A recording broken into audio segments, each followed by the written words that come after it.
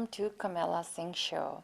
In our show today, to discuss about unpacking racism in Canada, Kamilla will be speaking with Dr. Gurdeep Prahar, a clinical professor in the UBC Faculty of Medicine and has formerly held the position of Associated Head and acting CO Head of UBC Department of Family Practice. And along with him, his Herman Pandher, author and teacher, to discuss about anti-racism. Let's have a look. It's my pleasure to introduce to you Dr. Gurdeep Prahar. And I have been trying Dr. Prahar for so many years to come on the show, but finally today is that day that he's here, and it's a real honor for me to be able to talk to him. And with him is Herman Pandher. He's a school teacher with Surrey, and he's also the writer, author of the book called Gurpreet Goes to Gurdwara. So I will ask you to introduce yourself a little bit more, your background, and today what we are going to be talking about is unpacking racism. Racism is not going away, and I think the more we talk about it, we are educating people and more people are coming out and talking about it. So as people of color, as Black Lives Matters, all the rallies that are happening in Canada, in America, all over the world, I think there is never anybody can say we have done enough. The more we do, we are educating everybody. So first of all, welcome, sir. Thank you. Thank you very much for having us. I know you from Kidwet. I was telling him my kids used to go play with you. That's right. And my mom remembers you well. Okay. So you want to give a little bit of your background, who you are, and what you do now? Sure. So I'm a physician, and I'm a clinical professor at UBC as well. And so I have a general practice, but my practice focuses on people with disabilities and a lot of new refugees and new immigrants that come to Canada. And sort of got involved with this issue around race and racism, and really looking at it from a medical model, which is why do we think differently of people that are different than us, and looking at things like stereotyping. And that's how I got sort of interested in that. Mm-hmm. And you? Thank you, Kamilla. Thank you for having me. So, like you said, I'm a teacher in the Surrey School District. I teach grade 5, and 10-year-olds, love that age, and I think it's really the age that we need to reach children, and even before that. They're so impressionable at that age, and racism is something that's taught, right? It's something that's learned. No one's born a racist. And so those attitudes we need to shape and mold at a young age, teach kids about the diversity around us, of their friends and neighbors, their schoolmates, classmates, learn about each other. And so we look at that educational perspective that teachers like myself, we can play a role in, maybe it will never go away, but we can do our part to really make it a more accepting society. That's all we can do. And with all this COVID going around, this pandemic, and there are so many people that are targeting the Asians, and they are saying, they are responsible for bringing the pandemic or the virus to this country. And how fair is that? So when you twist this word racism, it doesn't matter who you are. You can be black, you could be brown, you could be Asian, you could be anybody. The word racism has impact on all of us. So I want you maybe to highlight, to talk a little bit about how is that impact? Are they responsible? What can we do to combat that to the Asian community or well, the first of all, we can't be silent about it, right? Right. We teach our kids, I teach my students that it's just as bad to be a bystander as the bully, right? So if you hear comments being made that are scapegoating people, right, for things that aren't their fault, this is a pandemic that is no one's fault, right? And we're in it together, as they say, right? So you need to speak out against those types of comments, so it's not enough to just say, I'm not the one saying that. I'm not the one doing that. No, you need to be, it's a time to be actively anti-racist, right? And stand together with our Asian friends and neighbors and our black friends and neighbors, right? And share in that now this common struggle, which the focus on anti-racist work is happening like never before. So at classroom level, in the streets, in a societal level, right? Dr. Prahar, I also was watching one of your videos that was uploaded in YouTube. And to a group of, I don't know how many, 1,000 people or whatever, you were giving a speech and you were also sharing that when you were growing up as a child in Kidwet at Mount Elizabeth Secondary, how you faced racism. So you want to go back and talk about your own experience of racism? As all of three of us, people of color, we all have faced racism in day-to-day life. But yours, I just want you to talk about yours. Sure. So it's a TEDx talk that was uploaded, and yeah, I was surprised about the number of views. I think it's over 1 million now. And what happened is the talk was uploaded at a time there was all sorts of things going on. There was attacks in bars and nightclubs in the U.S. Against gay people, against black people, and Black Lives, Blue Lives Matter, that whole thing. So I think the talk came out at a time where people were interested in the topic, and as you said, it was at the forefront of people's minds, just like the Black Lives Matter now are. And what I was trying to explain is that even though on the outward appearance we seem successful and we reached a certain place in life, you have to always remember where your roots are and the kind of experiences that led you there. And I speak about being bullied and being a victim of racist remarks in the locker room or the gym room. And my solution to that was I was just going to work harder. I was just going to be smarter. I was just going to do better at school. And in the end, the story, the way it gets told, is that in the end that didn't matter. Somebody still reduces you to something that they can put you into a box and still continue to hurt you. And so you're absolutely right, Herman, is that it is about education or the lack of education. And what I try to look at is stereotypes, right? What is it that makes us look at people and then make conclusions about them? And I look at it from a doctor's perspective, and I tell the story of, when I'm as a doctor seeing somebody walking towards me, and that let's say the person is large, they're physically big, I'm already thinking, they're obese, they might have arthritis in their knees, they might have high blood pressure, I have to check their sugar, because overweight people are high risk for diabetes. And I haven't even started talking to them. Yes. See, so before I've started talking to them, I've given them 3 diseases, right? And so You've diagnosed them just by looking at them. And what I want people to understand is that's not just a doctor who's doing that. We are all trained to do that. Yeah. We're what we call hardwired to do that. So when we see somebody who's wearing a turban, we make conclusions that the last person I saw wearing a turban behaved this way, he did this, he ate this, or he danced like this. So then the next time I see somebody with a turban, I assume the next person's going to be exactly the same. We judge books by their cover. By their cover. And what I want people to understand is that is a form of stereotyping.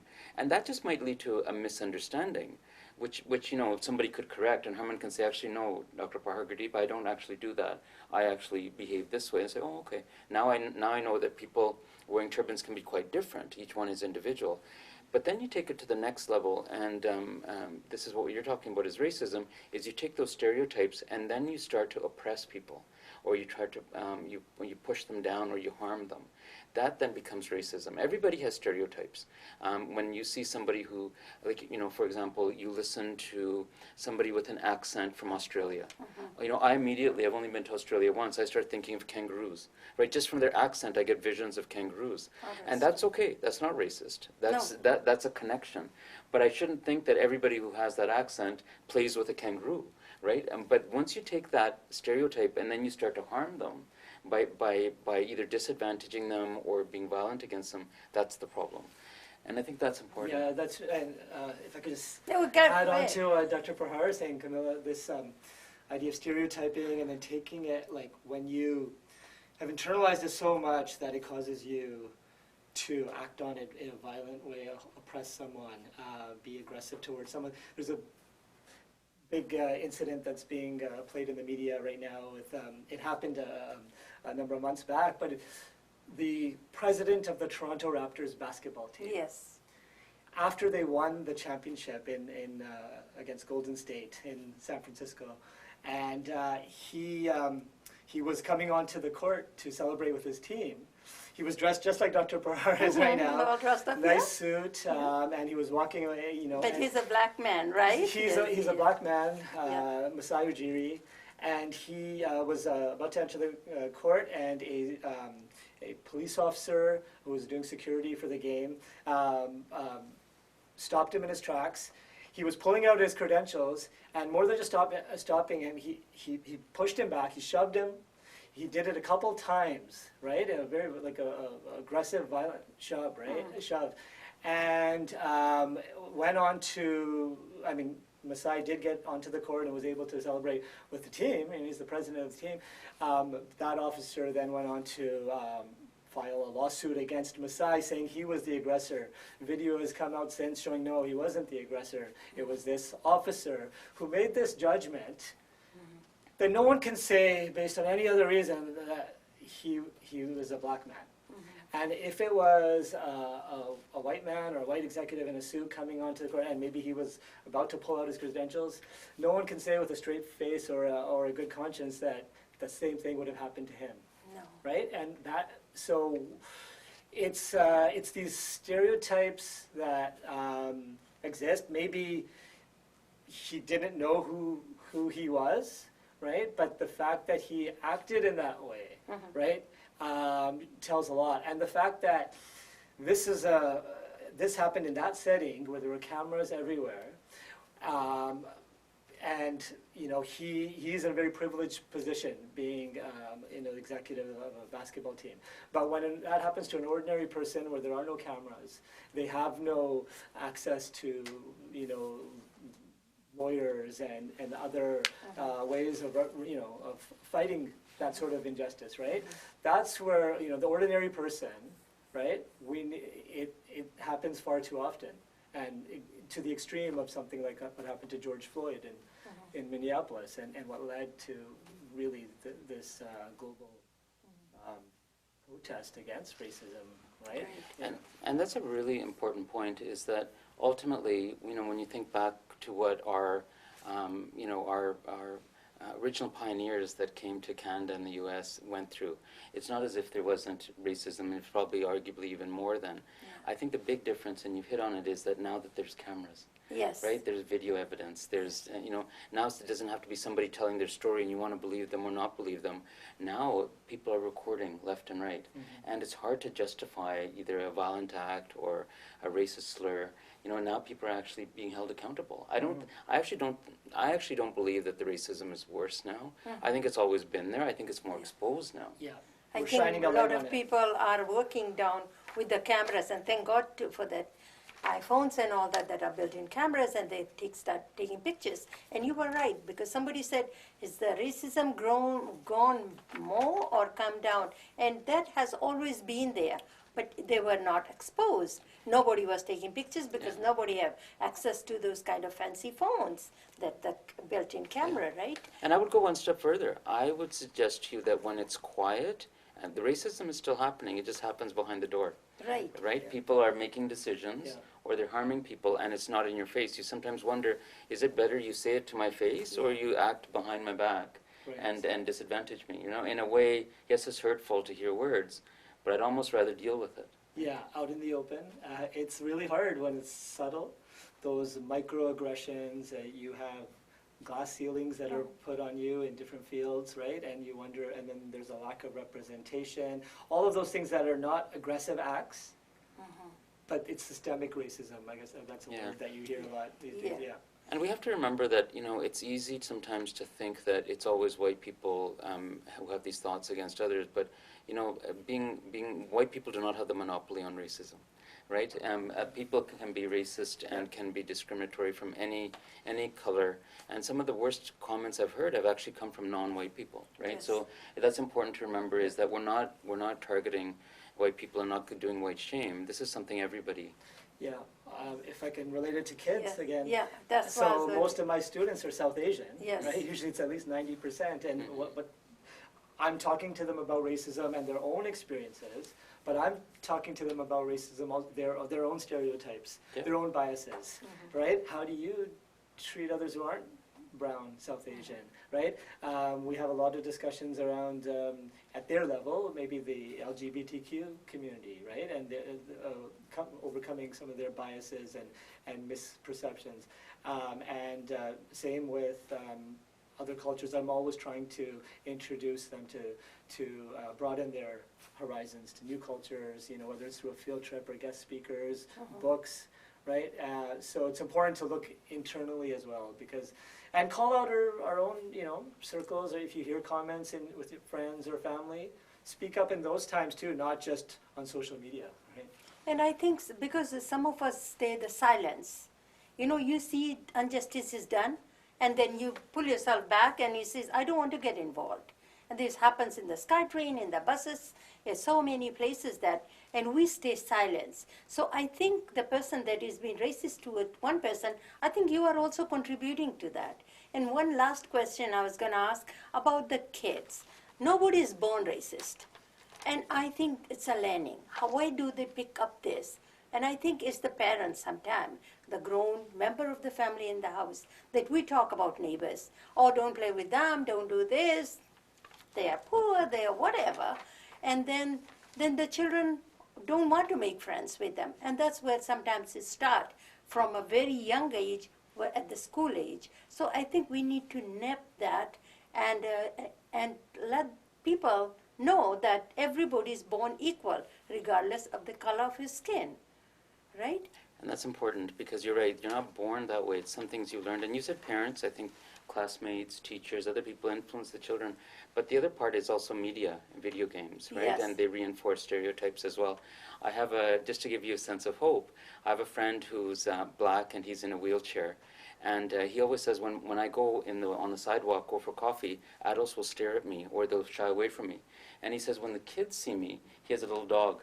He said they actually just play with the dog. They don't even notice me, right? So the kids Yeah. don't notice this guy in the wheelchair or Yeah. that he's a different color. Yeah. They're more interested in the dog. Yeah. And he says to them it's normal. So it tells you that there is hope, right? Yeah, children are very open and accepting, right? But they're, like I said, they're impressionable, right? We can't just leave it to the media Yeah. to form their perceptions, right? We have to talk to them and share our values and help them distinguish between right and wrong, right? At the end of the day. I am looking at the time, and the time goes so fast when we start talking.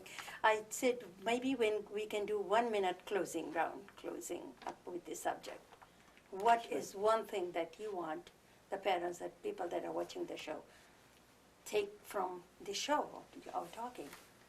Try to have, I know it's difficult to find some time in your day, try to have some open conversations around this topic, right? And see where your kids are at, and their attitudes. You might be surprised, and then you might realize I have some work to do with, maybe you have some work to do on yourself, but also with your kids, right? They might be forming attitudes based on peers and stuff, but you need to take it upon yourself. Have those good conversations like we're having here at their level. Share books with them, resources like Gurpreet Goes to Gurdwara, Yeah. my book, right? And share those and let them not just learn about themselves and be proud of their own identity, but the community around them. Yeah. Thank you. Doctor? That's great. I think that's brilliant advice. I think if I was going to add to that, I would challenge everyone to get to know somebody who's different than themselves. It's too easy to stay in our own circles, to hang out with people that are Indian or that are just doctors or just teachers or just media celebrities. Get to know somebody who's a little different than yourself, and you'll find out very quickly they're not that different. That they have very similar goals and values and hopes for their families and for the community. And then you'll see that those differences are really minor. And that we have a lot more in common. And then you'll be less likely to stereotype them, but you're less likely to misunderstand them. Great advice. Thank you to both of you for coming and talking about this important subject. And this is just a beginning. It's not the end. And we'll never come to a place that we say we have done with it, and everybody is all educated, all aware about being not like anti-racism. So thank you both of you for coming in and talking about this very important subject. Thank you for having us. Thank you. Thank you.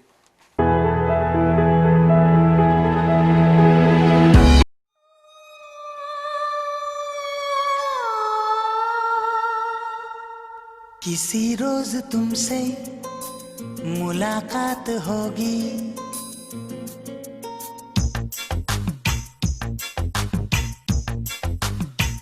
किसी रोज तुमसे मुलाकात होगी, मेरी जान उस दिन मेरे साथ होगी, मगर कब न जाने ये बरसात होगी। मेरा दिल है प्यासा, मेरा दिल अकेला, जरा तस्वीर से तू निकल के सामने आ, मेरी महबूबा, मेरी तकदीर है तू मचल के सामने आ, मेरी महबूबा, मेरी महबूबा, मेरी महबूबा, मेरी महबूबा, मेरी महबूबा, मेरी महबूबा, जरा तस्वीर से तू निकल के सामने आ, मेरी महबूबा।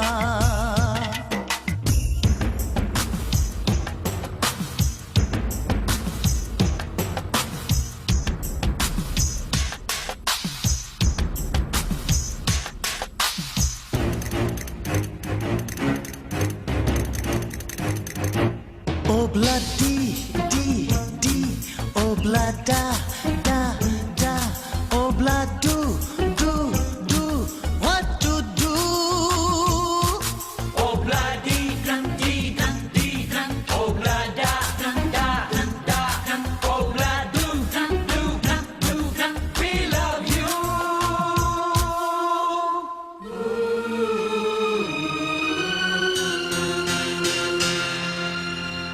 नहीं याद कब से, मगर मैं हूँ जब से, मेरे दिल में तेरी मोहब्बत है तब से। मैं शायर हूँ तेरा, तू मेरी गजल है, बड़ी बेकरारी मुझे आजकल है, बड़ी बेकरारी मुझे आजकल है, मुझे आजकल है।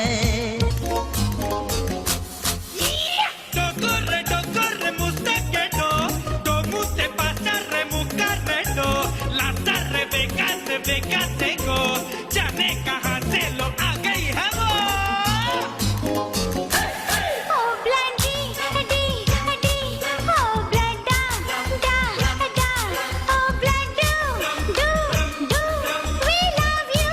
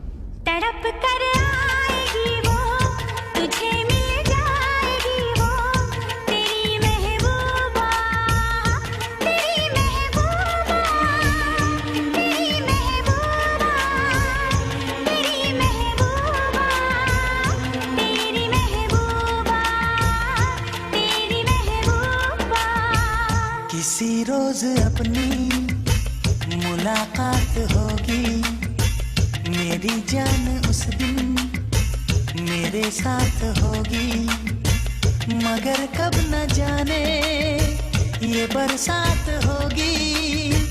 मेरा दिल है प्यासा, मेरा दिल अकेला, जरा तस्वीर से तू निकल के सामने आ, मेरी महबूबा, मेरी महबूबा, मेरी महबूबा, मेरी महबूबा, मेरी महबूबा, मेरी महबूबा।